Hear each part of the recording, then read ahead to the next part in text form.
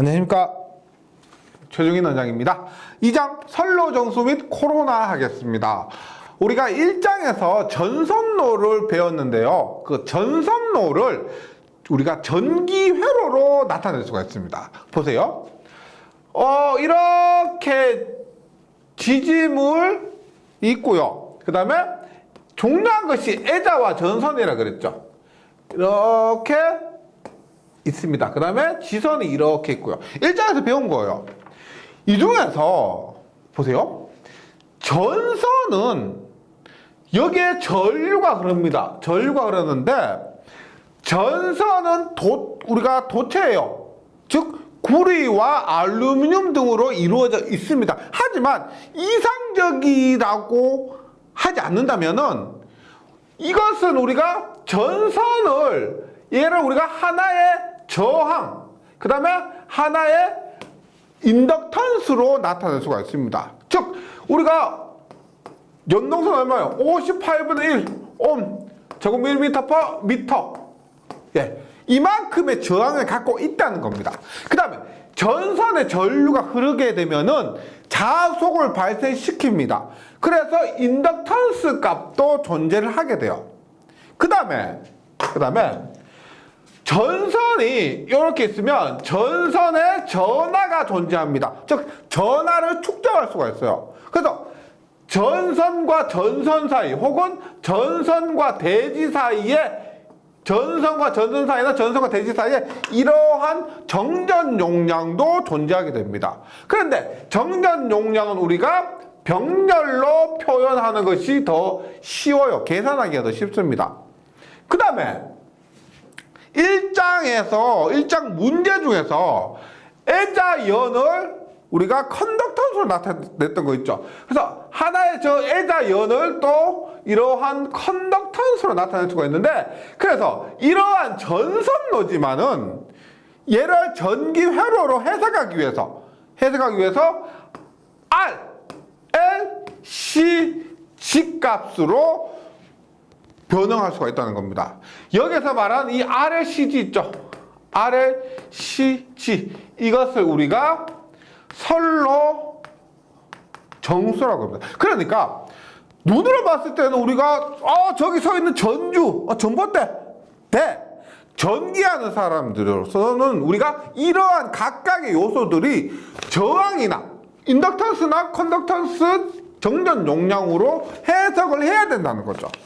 예, 그러한 과정을 이번 시간에 하도록 하겠습니다. 이해되시죠? 선로 정수는 우리가 전선로, 1장에서 배운 전선로에서 변형을 한 겁니다. 예, 이 부분 염두를 해두시고요. 그럼 먼저 등가 선간거리 및 등가 반지름을 봅니다. 보세요. 이런 철탑이 있어요.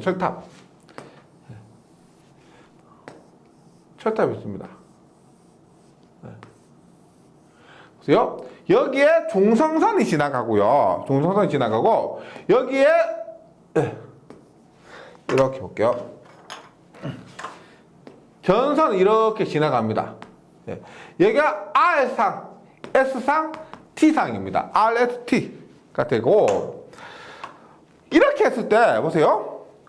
R상과 S상, S상과 T상 이 사이에 거리 있죠. 이 사이의 거리를 우리가 D1이라고 할게요. 그 다음에 이 사이의 거리 있죠. 이 사이의 거리 D2. 그 다음에 이 사이에도 거리가 있습니다. D3. D1, D2, D3이 뭐라고 하냐면 선간거리라고 합니다. 한 회선 안에서 하나의 그 선간거리 D1, D2, D3를 선간거리라고 해요. 그 다음에 요것을 확대를 해보면, 요 부분을 하나의 선을 확대를 해보면 길 가다가 뭐 고속도로 지나가다 한번 보세요. 이 하나의 전선이 아니고 이렇게 여러 가닥의 전선으로 되어 있습니다. 여러 가닥의 전선이요. 그래서 실제 얘를 보면 이렇게 보세요. 이렇게 했을 때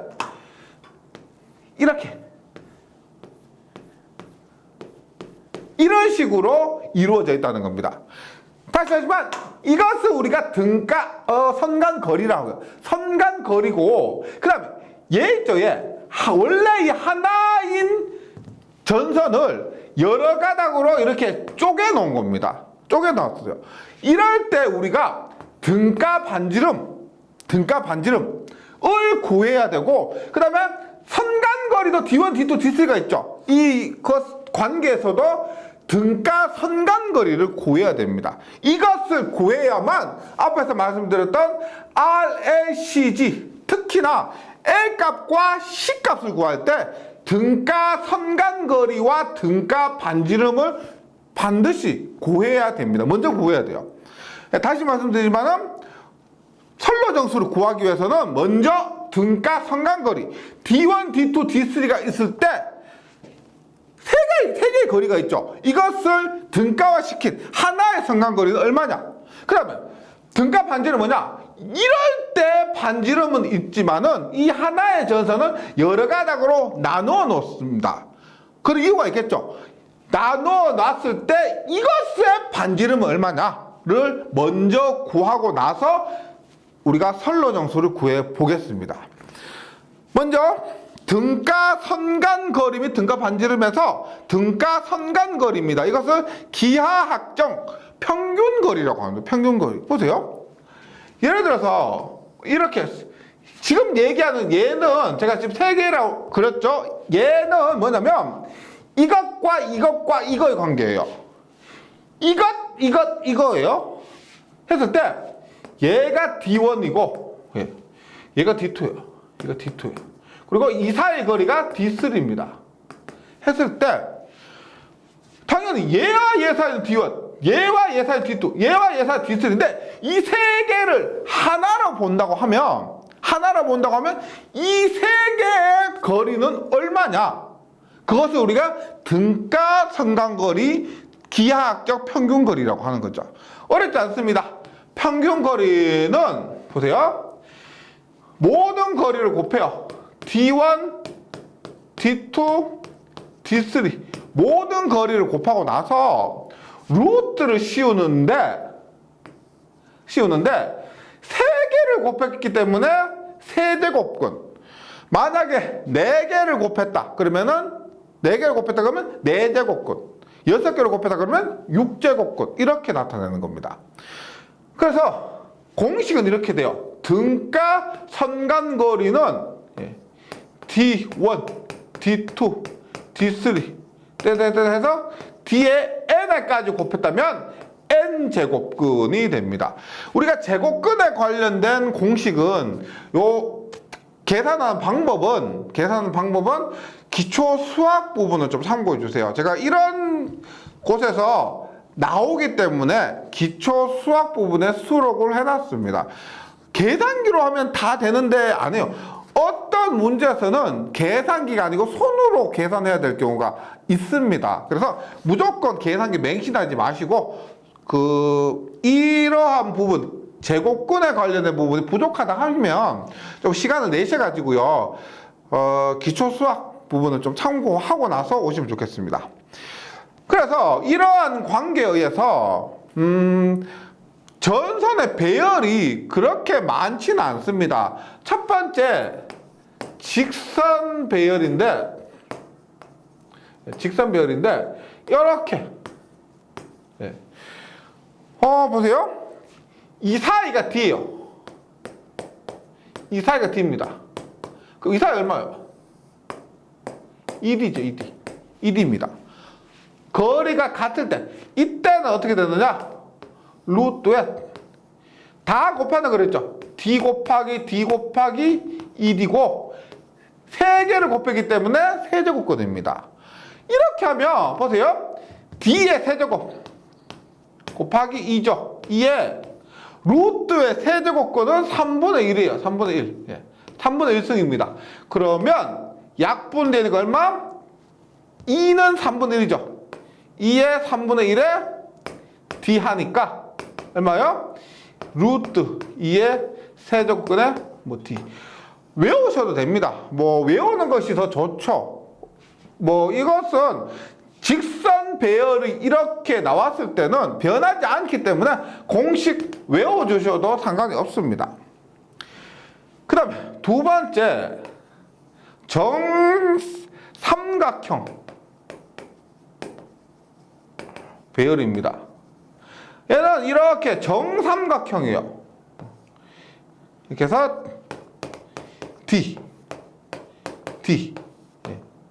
D라고 하면 어떻게 돼요?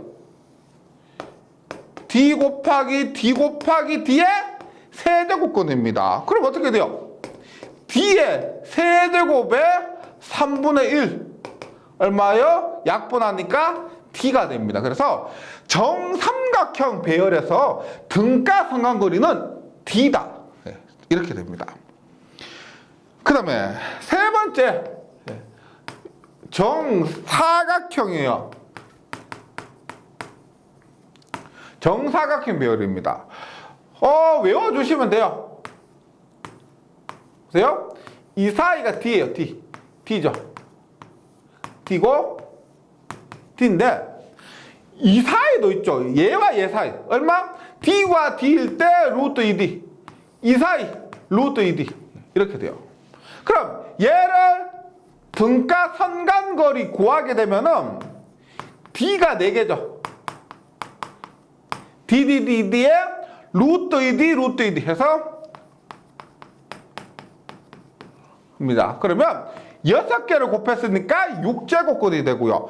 그러면 어떻게 돼요? 6제곱근이니까 하면 D에 2에 루트 2에 6제곱근 혹은 2에 6분의 1승 D 뭐 이런 식으로 표현할 수가 있습니다. 이렇게 해서 요 관계 첫 번째 보세요. 요 공식 외워주시고 그 다음에 직선 배열, 정사각형 배열, 그 다음에 정삼각형 배열, 그 다음에 정사각형 배열을 공식 외워주셔도 무방합니다. 네, 이렇게 정리해 주시고요. 이것이 등가 선간거리를 구하는 방법입니다. 그 다음에 등가 반지름이에요. 등가 반지름.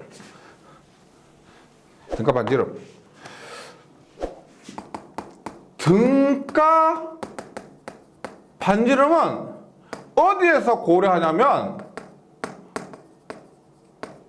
복도체에서 등가 반지름을 구하게 됩니다. 이유가 있어요. 보세요. 원래 우리가 하나의 전선을 사용하면 좋을 것 같은데 하나의 전선 이것을 여러 가닥으로 나눴습니다. 이렇게 즉 이 단면적과 이 4개를 합한 단면적은 같다고 했을 때 우리가 한 가닥을 쓰는 것보다는 4가닥 혹은 2가닥, 3가닥 이렇게 나누어서 쓰는 것이 유리하다는 거예요. 그리고 이렇게 나누어서 사용한 것을 복도체라고 합니다. 복도체 혹은 다도체. 이건 뭐냐면 앞에서 말씀드렸죠. 보세요. 이렇게 했을 때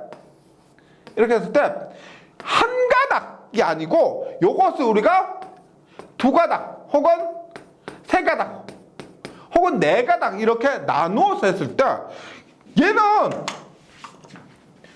얘는 지금 반지름이 확실하죠. 이것의 반지름 확실하죠. 그런데 얘는 얘 반지름 있는데 그 다음에 요 사이에 거리도 있죠. 요 사이에 거리도 있습니다. 그렇게 했을 때 이것은 반지름이 뭐냐? 얼마냐? 그것을 구하는 것이 등가 반지름입니다. 이것의 반지름을 등가 반지름이라고 하는 거죠. 네. 그래서 먼저 등가 반지름 구하기 위해서 다도체, 복도체에 대해서 설명드리도록 하겠습니다. 가공 송전선로의 한 상당, 얘가 R상, S상, T상이라고 그랬죠. 이 한 상당, 각각의 상당 연결된 도체의 수가 2개 이상인 것을 다도체 혹은 복도체라고 합니다. 교재에 있는 그림 참고해 주세요. 복도체는 전선과 전선 사이에 스페이서 혹은 뭐 스페이서 댐퍼라고 합니다. 전선 사이의 간격을 유지시켜 주는 거. 길 가다가 보세요. 어렵지 않게 볼 수가 있습니다. 얘를 사용한 이유는 뭐냐면 일단 보세요. 이렇게 하는 것보다 이렇게 하는 것이 결과적으로 목적이 뭐냐면 등가 반지름이 커져요. 예를 들어서 하나의 도선으로 했을 때 반지름이 10mm다라고 했을 때 10mm라고 했을 때 이것을 4가닥으로 나눠서 복도체를 만들죠. 그러면 등가 반지름이 20mm로 커집니다. 그래서 반지름을 크게 하기 위해서 등가 반지름을 크게 하기 위해서 복도체를 사용하는 거예요. 네, 볼게요. 목적은 안정도를 증가시키고 코로나 발생을 억제합니다. 이 부분을 우리가 2장 안에서 해요. 2장 안에서 하는데 등가 반지름 있죠. 등가 반지름을 크게 하게 되면 L 값이 작아지고 C 값이 커져요. 선로정수 말씀드렸죠. 선로정수 중에서 L 값은 작아지고 C 값은 커지게 됩니다. L 값이 작아짐으로 인해서 등가 반지름이 커지면 L 값이 작아짐으로 인해서 안정도가 증가돼요. 네, 이 관계는 뒷부분에서 나오게 되는데 안정도 부분에서 나오게 되는데 결과를 먼저 말씀드리는 겁니다. 코로나 발생 억제입니다. 코로나는 2장, 우리 2번 2장에 있습니다. 코로나도 결과적으로 등가 반지름이 커지면은 코로나 발생이 적습니다. 코로나가 잘 발생하지 않습니다. 예, 요것을 이용한 것이고요. 그래서 복도체를 사용한다. 그 다음에 일반적인 선로에서 말씀드렸지만 L 값은 약 20% 정도 감소하고 C 값은 약 20% 정도 증가합니다. 이게 정해진 건 아니지만 전기에서 보면 일반적으로 그런 게 있어요. L은 나쁜 놈, C는 좋은 놈. 그러니까 L은 조금 안 좋은 작용을 하고 C는 조금 좋은 작용을 하는 편입니다. 무조건은 아니지만은 대체로 그래요. 그래서 등가 반지름 크게 하면은 L 값이 감소하고 C 값이 증가하는 것이고, 선로의 송전 용량, 우리가 전력을 많이 보낼 수 있다는 겁니다. 이것도 L 값과 상관이 있어요. L 값이 감소함으로 인해서 선로의 용량이 증가하게 됩니다. 여기가 장점이고요. 선로의 송전 용량 증가까지가 복도체의 장점이고, 그 다음에 단점이 페란티 효과에 의한 수전단 전압 상승입니다. 그러니까 복도체를 사용하니까 내가 수전단에 100V를 받고 싶었는데 110V를 받아버리는 거야. 내가 원하는 값을 받아야 좋은 거지 전압이 무조건 높아졌다고 좋은 게 아닙니다. 이것은 우리가 C값 때문에 그런데 일단 복도체로 사용하면은 페란티 효과에 의해서 수전단 전압이 상승하는 이러한 안 좋은 작용이 있고, 그 다음에 단락사고 시 각 소도체 같은 방향의 대전류가 흘러 소도체 상호 간 흡인력 발생한다. 이것도 우리가 전기 자기학에서 배우는 건데, 이렇게 두 전류가 같은 방향으로 흐르게 되면은 이런 서로 당기는 흡인력이 발생하게 됩니다. 흡인력. 전기 자기학에서 배우는 거예요. 같은 방향으로 작용할 때는, 전류가 흐를 때는 흡인력 발생. 그럼 이 간격을 우리가 유지하기 위해서 전선이 붙는다는 것은 좋은 게 아니에요. 내가 등가 반지름 크게 하기 위해서 복도체를 만들었는데, L을 써서 복도체를 만들었는데 얘가 같은 방향 전류 흘려서 전선 서로가 붙어버리면 복도체로 한 이유가 없는 겁니다. 네, 그래서 흡인력이 발생하는 건 좋지 않아요. 그래서 스페이서, 우리 복도체 그림에 있는 것도 있죠. 스페이스가 그런 이유로 만들어 놓은 거예요. 흡인력 발생하지 말라고, 서로 붙지 말라고. 네. 이것도 단점이고요. 그래서 스페이서는 전선의 소도체 간의 간격을 일정하게 유지하게 위한 기구가 스페이서가 되고, 중요한 건 뭐다?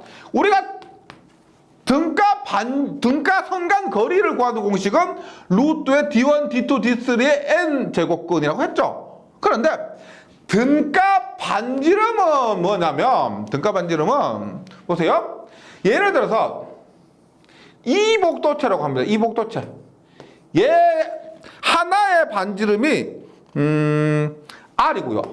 R이고 간격, 소도체 간의 간격이 S라고 했을 때 얘는 이복도체입니다. 복도체가 두 개밖에 없어요. 가닥수가 두 개입니다. 이때는 어떻게 되느냐? 루트의 RD입니다. 루트의 RD. 이복도체다. 그러면은 등가 반지름을 구하는 공식은 루트 RD입니다. 그런데 이복도체가 아니고 삼복도체, 사복도체가 될 수가 있죠. 그럴 때는 얼마냐? R이는 보세요. R에 요게 S라고 합니다. 어떤 데는 D라 하다가요, 어떤 데는 S라고요. 보세요. R에 n분의 1승에 S의 n분의 n-1승입니다.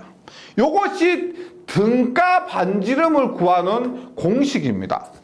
등가 반지름 구하는 공식이요. 그래서 예를 들어서 볼게요. 등가 반지름이 R의 n분의 1에 S의 n분의 n-1이고, 중요한 것은 R은 하나의 소도체 반지름이고요, S는 이 소도체 사이의 간격이 됩니다. 그렇게 했을 때 만약에 R이 삼복도체라고 하면은 얼마요? R의 3분의 1에 S의 3분의 3-1이죠. 얼마요? R의 3분의 1에 S의 3분의 2.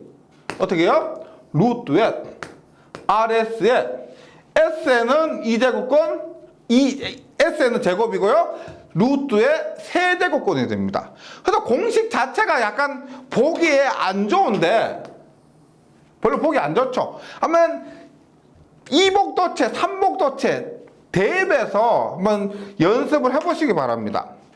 사복도체는 어떻게 해요? 그럼 사복도체 얼마? RS의 4제곱권이고 여기는 3이 들어가겠죠. 이런 식으로 정리하시면 됩니다. 가장 많이 나온 것, 시험에서 가장 많이 나오는 것은 이복도체예요. 이복도체 얼마? 이복도체는 얼마? 루트의 RS 이렇게 돼요. RS. 그래서 제가 처음에도 약간 혼동이 있었는데, 우리가 공식을 외우는 게 말씀드렸지만 얘가 R이고요, 이것을 어떨 때는 S라고 했다가 어떨 때는 D라고 했다가, 제가 그러는 게 아니고 시험에서 그래요. 시험에서 어떨 때는 이 사이의 간격을 S라고 했다가 어떨 때는 D라고 하기로 합니다. 예, 요것은 바뀌니까 공식을 무조건 외우고 이거다라고 생각하지 마시고요. 이게 뭐 유도리 있게 바꿔서 출제될 수 있으니까 그것도 대응을 해보시기 바랍니다. 예. 그래서 공식을 외우는 게 좀 안 좋아요. 나는 이렇게 공식 외웠는데 주어진 기호가 달라버리니까 적용을 못 하시는 겁니다. 네, 이 부분은 이렇게 해주시고,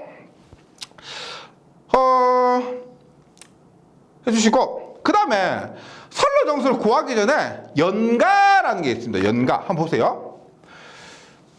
연가. 우리가 전선이 이렇게 있습니다. 전선이 이렇게 있어요. 이렇게 있고, 대지가 있어요. 땅 위에 전선이 이렇게 있어요. 그런데 이게 눈에 보이진 않죠. 그런데 전선과 이렇게 전선, 대지 사이에 전하를 축적합니다. 즉, 이 전선에는 전하 있죠.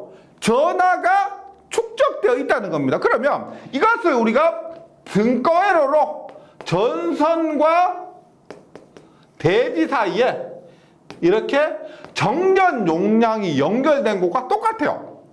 전선과 대지 사이에 정전 용량이 연결된 거라고 해석을 해야 됩니다. 그런데 보세요. 얘는 땅과 전선 사이가 가깝고 얘는 땅과 전선 사이가 멀어요. 그러면 가까운 얘는 C값이 커지겠죠. 더 많은 전하를 축적시킬 수가 있는 것이고 얘는 땅과 전선 사이 거리가 머니까 C값이 작다는 겁니다. 불공평하죠. 얘는 C값이 크고 얘는 저 C값이 작아지니까 불공평하고 이렇게 되면 선로 정수가 불평형이 됩니다. 그래서 같게 해주기 위해서 위치를 바꿔주는 거예요. 보세요.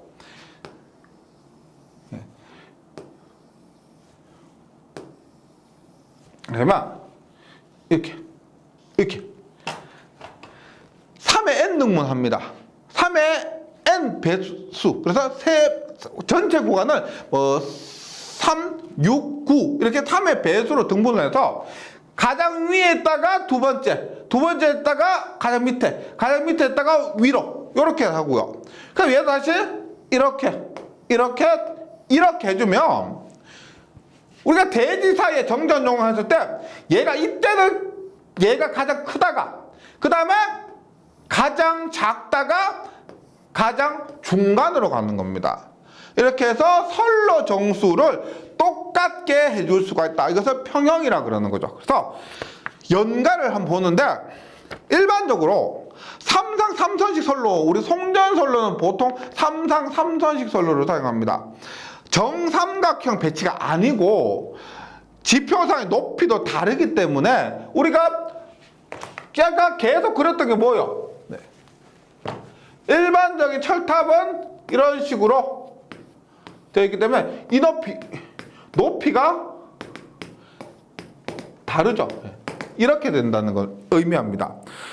지표상의 높이가 다르기 때문에 송전선로의 길이를 3의 정수배 구간으로 등분하고 3의 정수배로 해야 되겠죠. 선이 세 가닥이니까 상이 3상이니까 예.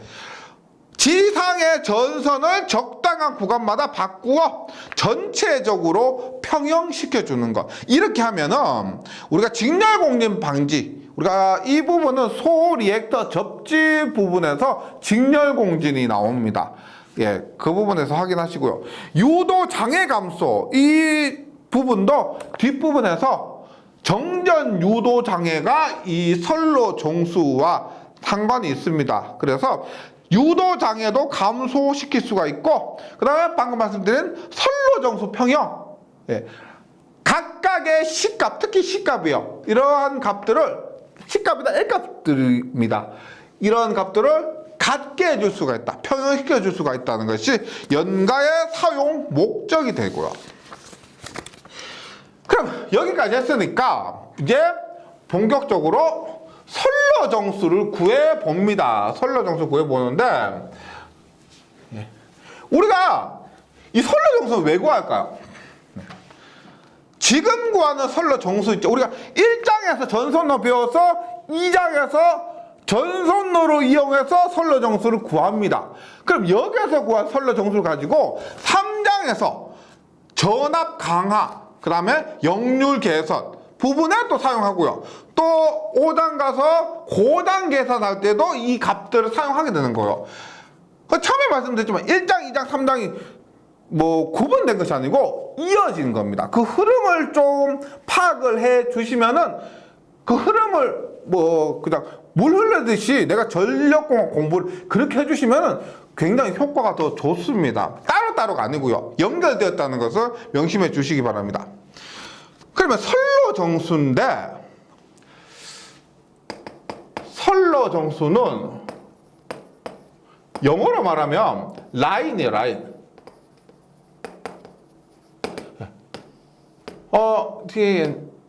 DANC 라인 콘스탄스입니다.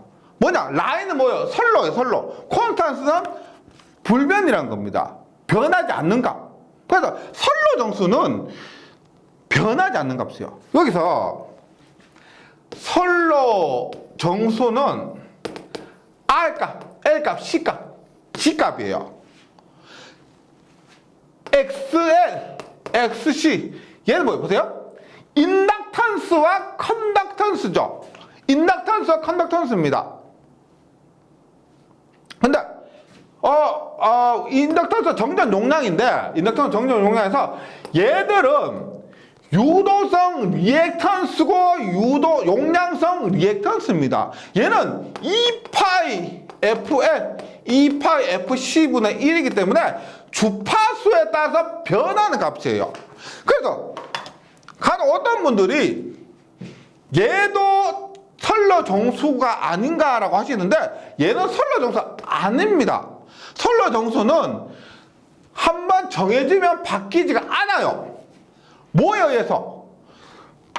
도체 재료, 얘가 알루미늄선이냐 구리선이냐, 그 다음에 배치에 따라서 변하지 않는 겁니다. 교재 한번 보세요.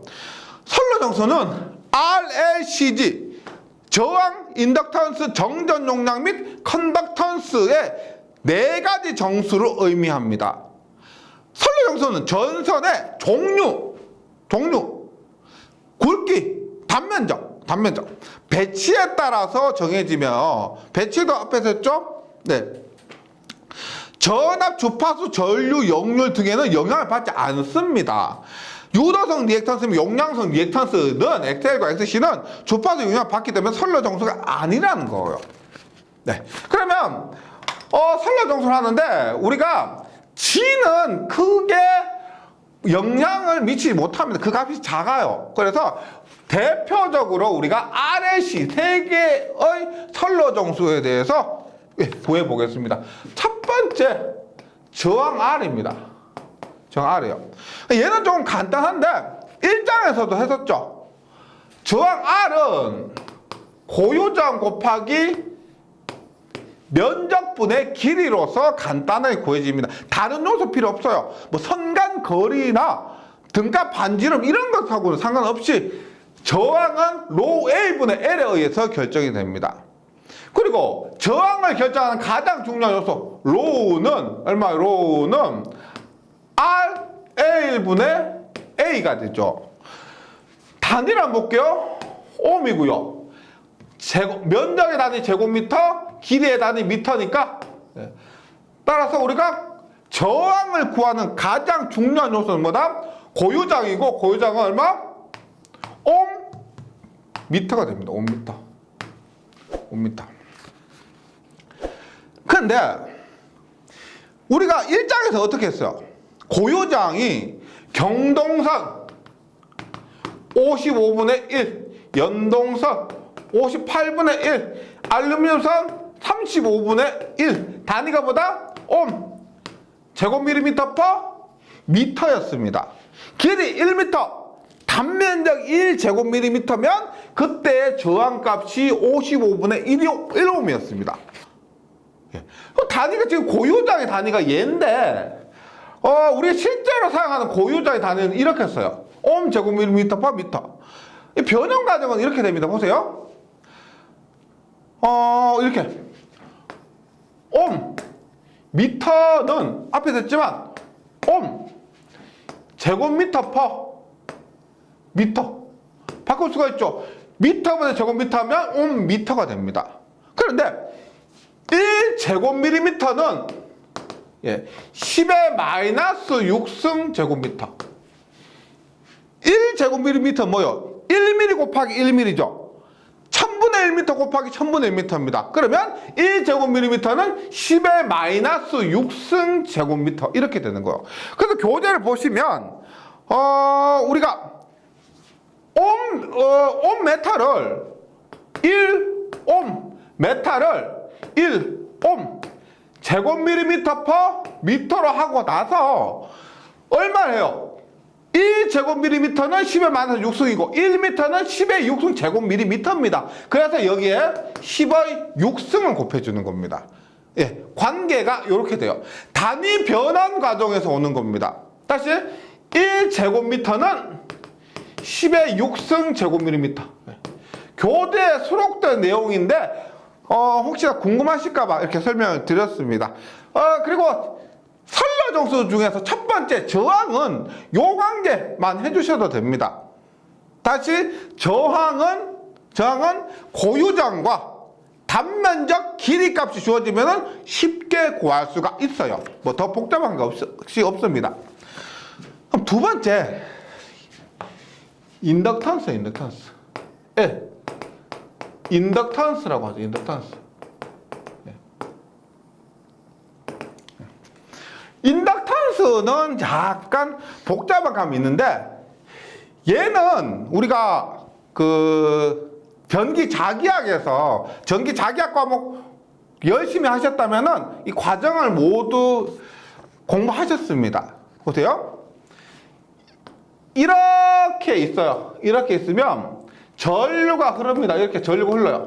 그러면 인덕턴스는 여기에 전류가 흐르면 내가 자속을 발생시키는 능력 LI가 있고요. 내 자체적으로 자속을 발생시키는 능력을 우리가 자기 인덕턴스라고 합니다. 자기 인덕턴스. 그 다음에 여기에 전류가 흐르는데 옆에 선에 전류를 흘리도록 하는 능력 LM이라고 합니다. LM. 상호 인덕턴스라고 그래요. 상호 인덕턴스. 그렇게 했을 때 전체 인덕턴스는 LI 자기 인덕턴스 플러스 상호 인덕턴스 이렇게 구해요. 근데 얘가 구리선의 경우에 LI는 자기학 시간에 88분의 뮤라는 공식이 있어요. 자체 인덕턴스 88분의 뮤. 이것을 계산하면 지금 여기서 자기학에서 하는 것까지 할 수는 없습니다. 여기에서는 결과 외워주시면 돼요. 얼마? 88분의 뮤 하면 0.05예요. 0.05. 그 다음에 상호 인덕턴스 LM 얼마냐? 0.4605 로그 10의 R분의 D가 됩니다. 그리고 단위는 미리헬리 퍼 킬로미터. 1km당 이만큼의 인덕턴스 값을 발생시키고 여기에서 말한 이 R이 뭐냐면 등가 반지름. 얘가 등가 선간거리입니다. 등가 선간거리예요. 등가 반지름과 등가 선간거리예요. 그래서 전선 한 가닥에 대한 작용 인덕턴스. 근데 이것이 전선 한 가닥에 대한 작용 인덕턴스와 그 다음에 왕복 2도선의 인덕턴스 똑같아요. 똑같습니다. 공식 자체는 이렇게 기억을 해 주셔야 되는데 정말 중요한 게 많이 저한테 질문하시는 게 이런 게 있습니다. 보세요. 조금 집중을 해 주시면 좋겠어요. 보세요. 우리가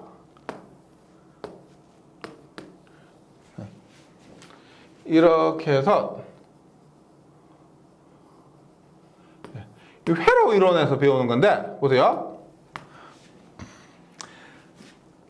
한 쌍의 전압이 220이요. 한 쌍의 전압이 220입니다. 상의 전압이 220이요. 그러면 선간 전압은 380이요. 380. 그 다음에 여기에 한 쌍의 저항이 15며 15입니다. 15며. 그 다음에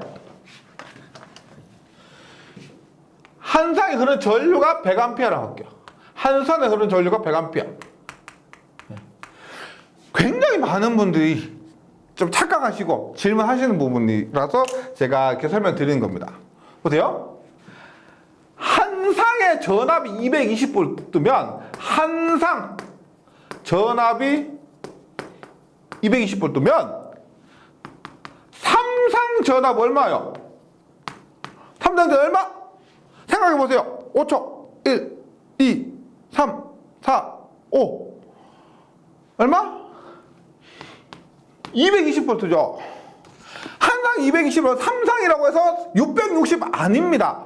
예, 네, 아니에요. 3상 전압도 220V 그래요. 한상 전류, 한선 전류를 할게요. 한선 전류. 얼마? 100A. 3선 전류. 얼마?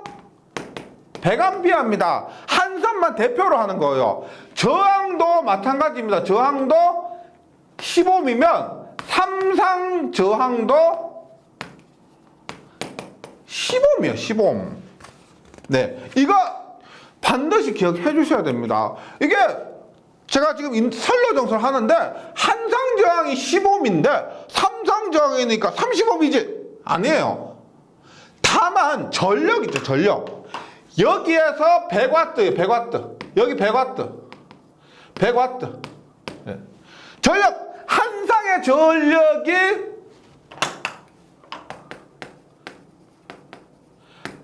100W.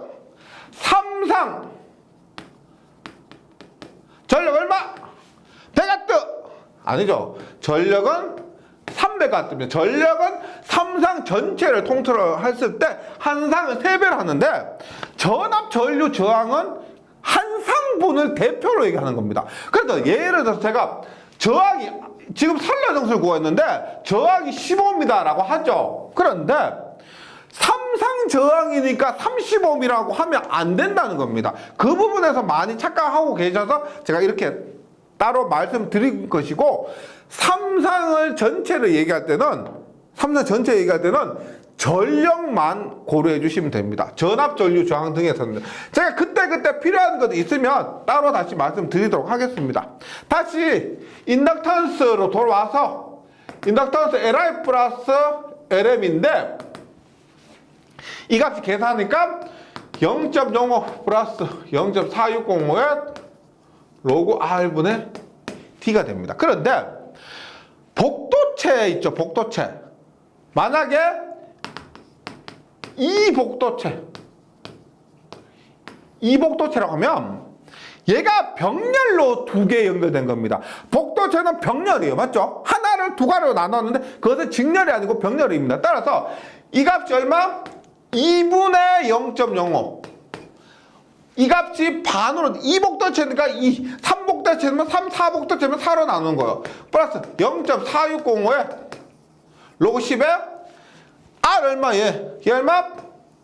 루트에 2복도체면 RD죠, RD. 혹은 RS. 그 다음에 D 이렇게 되는 겁니다. 그래서 복도체에서는 여기 등가 반지름 있죠? 등가 반지름에서 이것을 루트의 RS의 n-1승의 n제곱근, RS의 n-1의 n제곱근으로 바꿔주시면 되고요.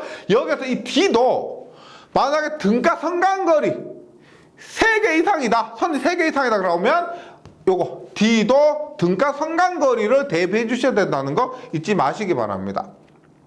네, 복도체일 때 이렇게 되고요. 그 다음에 대지를 귀로로 하는 송전선로의 전체 인덕턴스는 이런 것들은 공식을 외워주시면 좋겠는데, 보세요. 일반적으로 우리가 단상 2선식이라면 이렇게 가서 부하를 거쳐서 이렇게 돌아오죠. 이것이 우리가 왕복 2도선이라고 합니다. 갔다가 온다 해서 왕복 2도선인데 이때 인덕턴스가 앞에서 말씀드린 이 공식이요. 이 공식. 근데 지금 대지를 기로로 한다. 대표적인 것이 전차선. 전차선 어떻게 해요? 철도 레일이 이렇게 있습니다. 그리고 기차가 이렇게 있어요. 이렇게 있으면 기차 위로 이렇게 전력선이 있죠. 그러면 기차에서 이렇게 전기를 전력선을 통해서 봤는데 이렇게 되겠죠. 이렇게 흘러가서 이렇게 해서 기차에 있는 모터를 통해서 이렇게 흘러가죠. 즉 대지를 통해서 흘러가게 됩니다. 이런 걸 얘기합니다. 이런 거. 그러니까 대지가 있는데 선로가 이렇게 있어요. 선로가 이렇게 있는데 가는 것은 이렇게 가고요. 전선을 통해서 가고, 오는 것은 이렇게 대지를 통해서 돌아오는 것을 여기서 얘기하는 대지를 귀로로 하는 송전선로의 전체 인덕턴스입니다. 이때는 자기학에서 우리가 배우는데 이게 H예요. 높이 H일 때 대지와 상관이 있을 때는 전기 용상법을 대입합니다. 그래서 이 높이가 H일 때 용상법에 의해서 EH가 돼요. 그래서 이때 L은 대지를 기로로 해서 올 때 그때 통전선로의 전체 인덕턴스는 얼마? 1 플러스 2배에 L은 반지름 R분의 EH가 돼. EH. 예, EH. 예, 그리고 곱하기 10의 만화 실수. 예. 이런 것들은 공식만 외워주시면 좋겠습니다. 그래서 선로정수 중에서 저항과 인덕턴스 구하는 방법에 대해서 설명을 드렸고요. 여기까지 드렸고, 다음 시간에 계속해서 정전 용량 C값을 구하는 방법에 대해서 설명드리고, 뭐 지중선로, 그 다음에 코로나 현상 등에 대해서 마무리하도록 하겠습니다. 여기서 하여튼 중요한 건 뭐냐면, 이런 선로 정수를 구하기 위해서 등가 반지름과 등가 성간거리 있죠. 그것 구하는 방법 먼저 숙지를 해주셔야 나머지 이 정전 용량이나 인덕턴스를 수월하게 구할 수가 있기 때문에 그런 부분 앞에서 했던 것 먼저 연습을 해주시면 좋겠습니다. 예, 잘 정리해 주시고요. 저는 다음 시간에 다시 뵙도록 하겠습니다. 수고하셨습니다.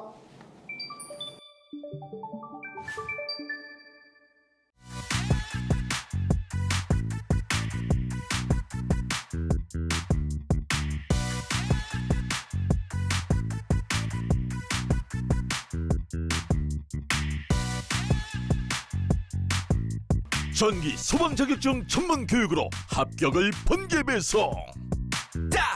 다산 에듀